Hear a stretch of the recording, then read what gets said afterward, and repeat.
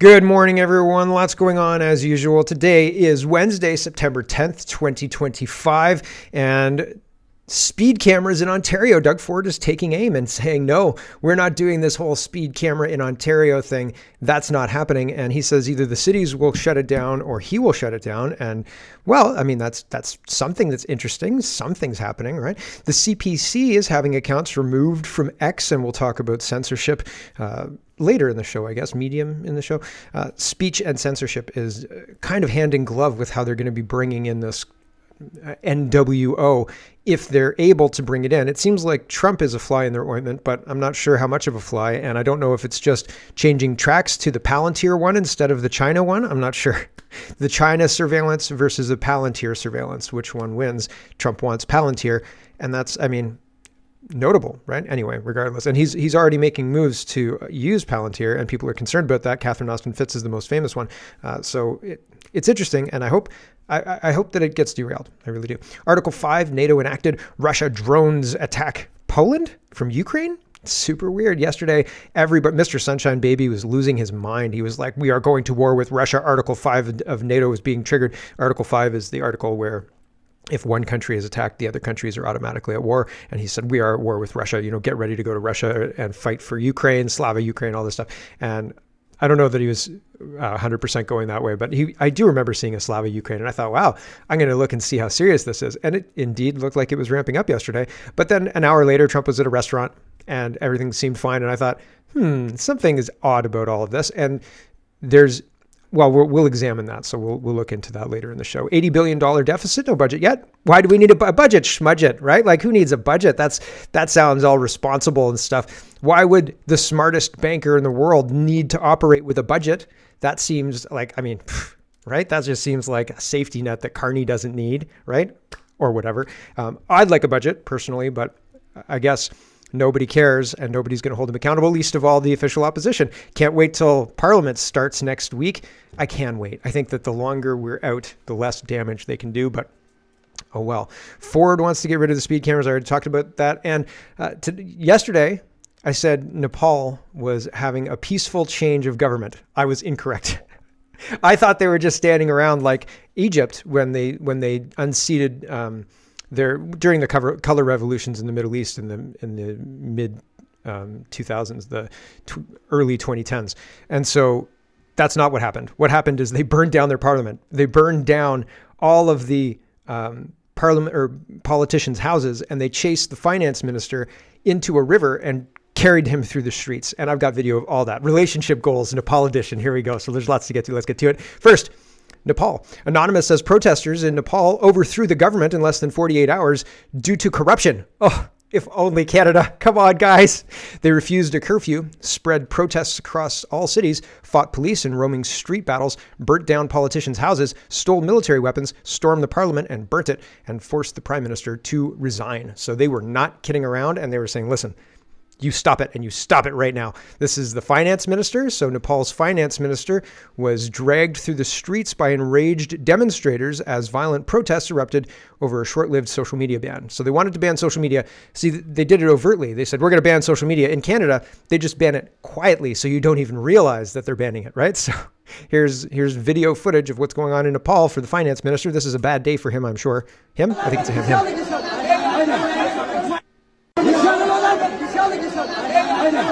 It's a short video. You get the feeling. So this is being put out by RT. And here is more information on this. Nepal's finance minister. Oh, this should have gone before the other one. Nepal's finance minister stripped of clothes and chased into a river by angry protesters. So here's the river drama.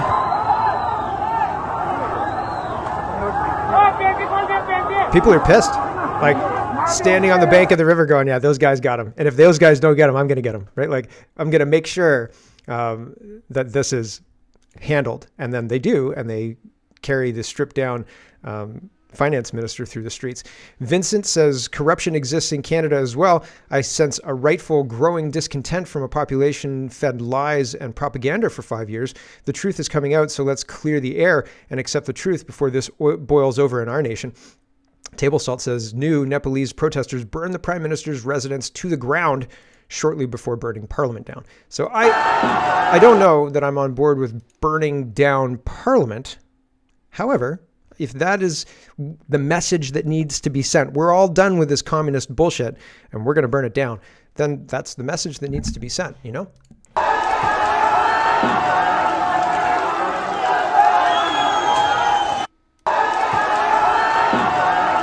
They're angry. They're very, very angry. And I mean, burning politicians' houses down. That's, I mean, obviously, again, very angry. Here's another guy, and he is removing the communist flag. Colonel Mega Mark says these people are doing exactly what we will start seeing worldwide. So people are sick and tired of this crap, and they're done, right? They are absolutely done. And Raw Egg Nationalist says, Nepalese citizens storm the Communist Party headquarters and tear down the hammer and sickle. You love to see it.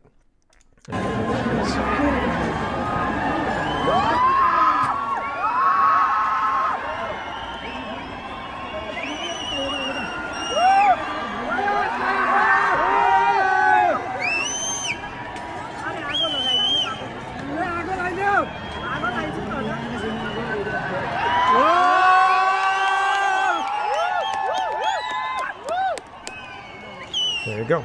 So that's good. And here's John. He says, wake up, people. If you can't see this yet, you're not looking. And this is a breakdown of kind of what's happening in Canada, I think. And I don't think that he's wrong. Here we go. I don't know this guy's name, JP, but Payman's interviewing him. And I've talked to Payman a couple of times, and he's a genuine guy, and he shares interesting news from interesting people. And what this guy's saying, JP's saying, I found very interesting. Here we go. Don't represent their constituents. They are political constructs that represent a globalist oligarchy behind the scenes. I mean, you could tell, like, well, here's my biggest argument for this, to lend credence to this assertion. It's like, how can you logically get to the place where you think that all of our independent countries, all of our independent nations at the exact same time implement the same heinous, detrimental policies, the same weaponized mass migration with the Cloward-Piven strategy, overwhelming our economies, creating the same climate policies, trying to implement the same things? Like, there's just no way that this all is occurring organically. There's an order behind the scenes that are calling the shots. And it's, again, I know it's still in this climate, after everything we've seen, that's still a controversial statement. But as I've stated before, it's like, if you can't get to that kind of, if you can't accept that proposition, it's hard to then have a conversation, because that's just how I see it. Like, Yes, that's what's going on. And until we actually look at what's going on and address it head on, more austerity, more restructuring, building more houses, importing more people is not going to fix the problems that are happening in Canada. We've got to talk about the invasion ongoing, and Mario is talking about this. I've been talking about the temporary foreign worker scam for a while, because what's happening is companies are being incentivized by the government to hire foreign workers because the companies don't have to pay the foreign workers as much, because the government is subsidizing those wages. But it's actually more complicated than that. And I've been talking about how I want to understand what the incentive structure is fully. I'd love to understand the breadth of it so I could get a better picture of why these companies are doing what they're doing and what the government's offering. And it's very multifaceted, this plan. And it's the government turns a blind eye to the people who are paying for jobs. And when you factor in the payment for the job, the people are not actually making any kind of real wage. It's a scam, and these people are being scammed, and what's being sold is access to Canada, and we should stop it. Anyway, here's Mario, and he explains the temporary foreign worker scam in 2 minutes and 44 seconds, but I'll just go through the tweet because it's quicker. Temporary foreign worker scam exposed. Here's what's really happening. Employers charge the foreigners $30,000 or $40,000 up front. So if you own a McDonald's or a Subway or a Taco Bell or one of those things, then you call somebody that you know in the country that you're targeting, or somebody who is a broker for somebody. I would like to take workers, right? You say, I'd like to take workers, my friend in this country, and the friend in the country finds workers, and then that friend charges the workers $30,000 or $40,000 and splits it with the owner of the business who's negotiating cheap labor, right? So he gets paid to bring these people in. And then, workers end up being paid as little as $5 an hour, often 12 to 14-hour days with no benefits. Employers claim the fake $36 an hour rate as a tax write-off.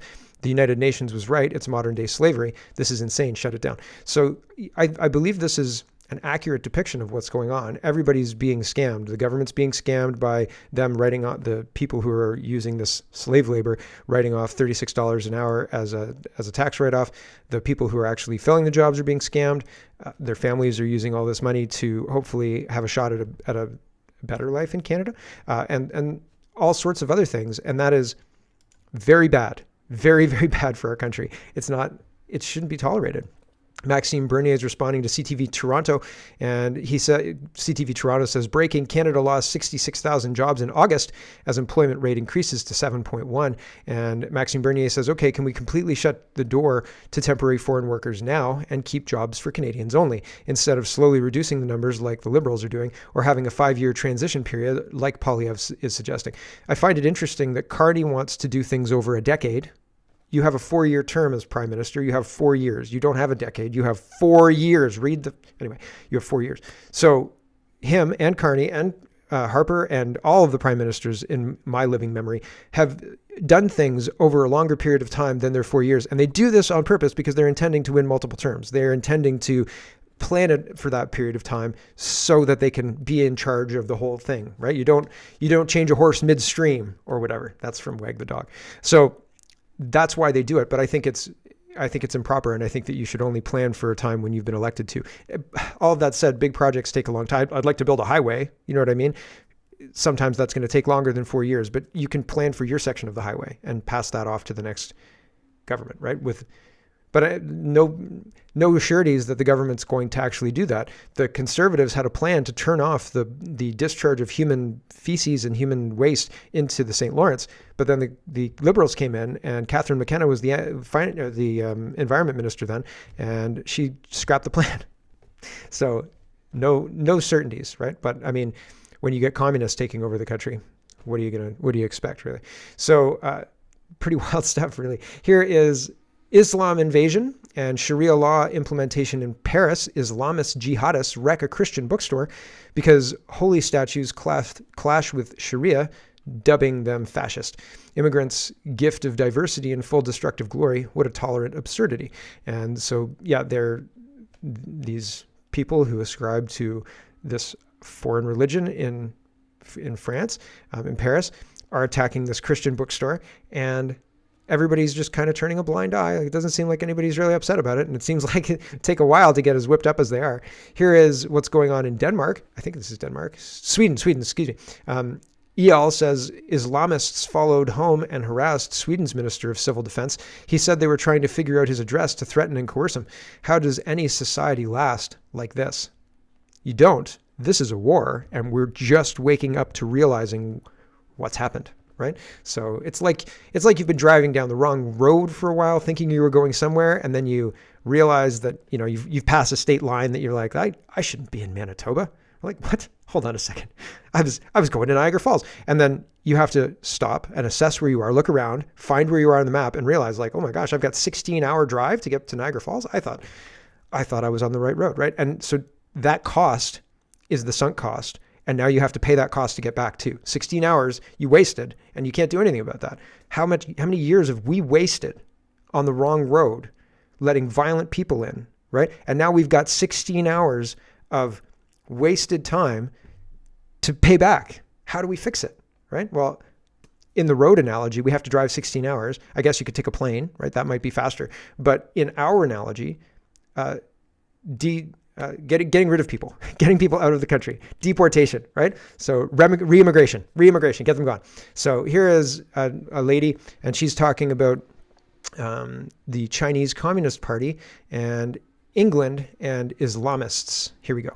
How the fuck did the UK go from ruling the world, being the epitome of class, and producing legendary citizens, to being a landmass of terror, a danger zone for women, run by Middle Easterners who swear allegiance to foreign flags and foreign gods? Exhibit A, Your Honour. Here's Shabana Mahmood, the newly appointed UK Home Secretary, responsible for borders, policing, immigration, and national security. She considers Islam the most important thing in her life, so not the citizens or safety of the United Kingdom. Cool. A lot of practicing Muslims, my faith is the most important thing in my life. It is the absolute driver of everything that I do. So is she the reason Graham Linehan was arrested at London Heathrow? We used to be a proper country with respectable traditions. I don't even recognize my hometown anymore. So a message to the Brits allowing this horseshit: you need to shed your colonizer and all white guilt. They have invaded our political system and we are being outbred.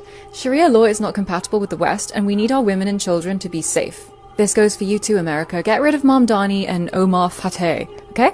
I'm just kidding. I'm just a dumb influencer. Don't listen to anything I say. Okay, thanks. Bye. Right? So is that all you have to do? That's all I have to do to not get canceled? I don't think so. Here's Tom Homan, and this woman is Joe's friend. I can't remember her name. Mika? Is this Mika? And she's talking to Borders are Tom Homan, and Homan, she says, how do we know that you're not deporting American citizens? And they're arguing about the ICE agents parking at a church, and I thought that was probably a waste of time. And then Homan pulls out a piece of paper that says, listen to what just happened in Boston. Okay, here we go. In the last couple of days, what's happened in Boston? They've arrested Victor Gomez Perez, a 33-year-old criminal alien from Guatemala, with charges of aggravated rape, assault and battery with dangerous weapon, indecent assault and battery on a victim 14 years or younger. They arrested Kaylee Espinosa, a 33-year-old criminal alien from Colombia, with charges of aggravated assault on a pregnant victim.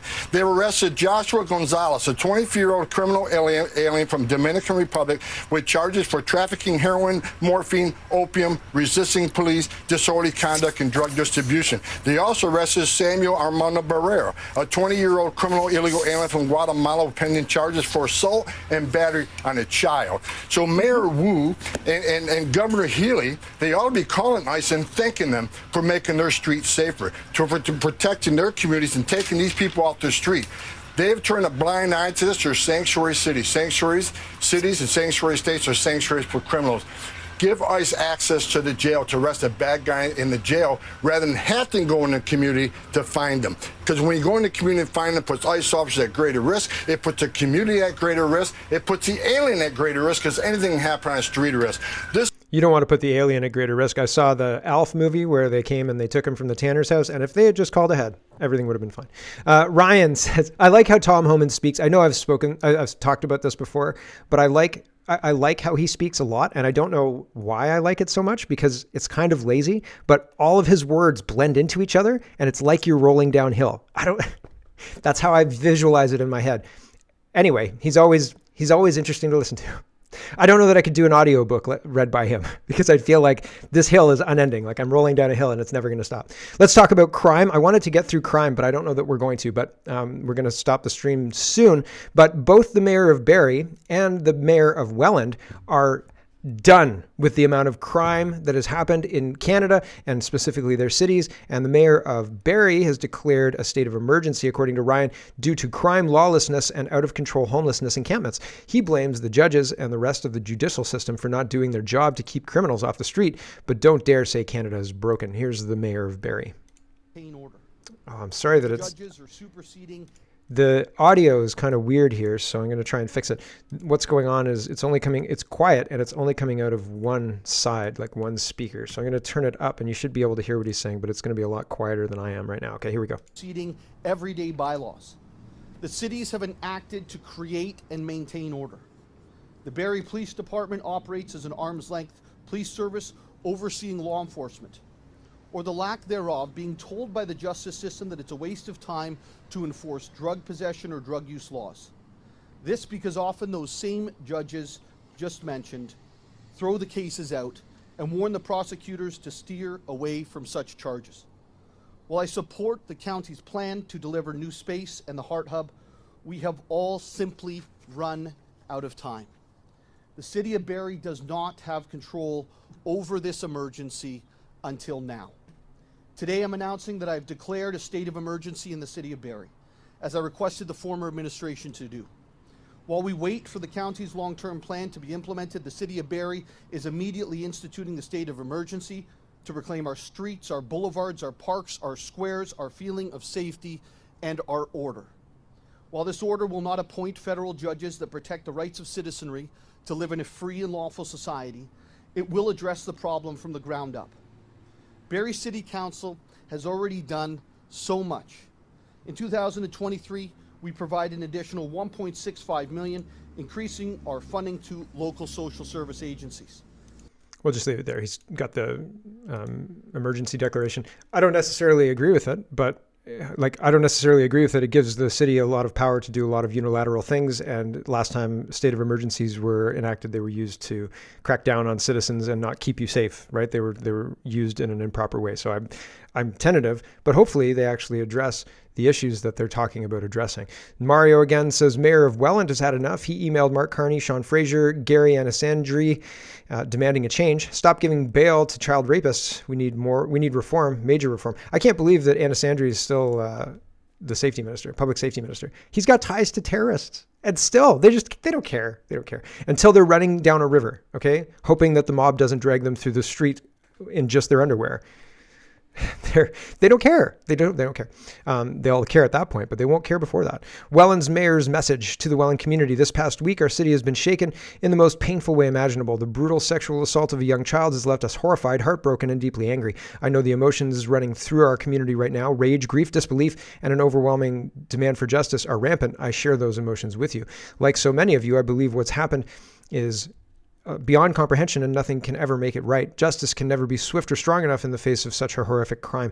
But I also know this, we cannot allow that anger to fade into silence. We must channel it into change. That's why on September 4th, I wrote directly to the Prime Minister of Canada and copied Honourable Sean Fraser, Minister of Justice and Attorney General of Canada, the Honourable Gary Anasandri, Minister of Public Safety, and Fred Davies, our Member of Parliament. I also sent parallel letters to the Premier of Ontario, the Honourable Doug Downey, and Ontario's Attorney General to ensure that the provincial government is equally called upon to help us strengthen protections and justice for our most vulnerable. Together, these leaders hold the responsibility and power to act. I doubt any of them have even responded, honestly. In these letters, I demanded urgent reforms, including stronger bail and sentencing laws, so that those charged with violent sexual crimes face the full weight of the consequences with no chance of early release in cases of extreme brutality, the complete elimination of parole for crimes of this nature, ensuring offenders serve their entire sentences without exception, stricter enforcement of the National Sex Offender Registry so that no community is left unaware of who lives in their midst. I made this appeal because Welland and every Canadian community deserves more than outrage and grief. We deserve action. While municipalities do not control bail, parole, or sentencing, we do have a duty to speak with force, and I will not stop pressing for change at both the federal and provincial levels of government. At the local level, we are not standing still. We will continue to work with our police, community safety partners, and support agencies to protect our children and families and to make sure every possible measure is taken here at home. I know that many of you feel that nothing will ever be enough, and in truth, no law or policy can erase the horror of what has been done, but together, by demanding change and refusing to accept the status quo, we can begin to ensure that this never happens again. This is about more than politics. It's about protecting children. It's about standing together as a community, and it's about making sure that out of our grief and anger comes real lasting change. We will not let this moment pass. We will not stand still. We will demand better because nothing less is acceptable. It's unfortunate that it demands something horrible to happen before people are moved to change. And I often am very, very suspect of that because when something terrible happens, you're often not thinking clearly. So you think with your irrational brain rather than your rational brain. You panic, as Greta said. She wants us to panic. I don't want to panic. And I want to hold the people who caused this problem accountable. The criminals who are actually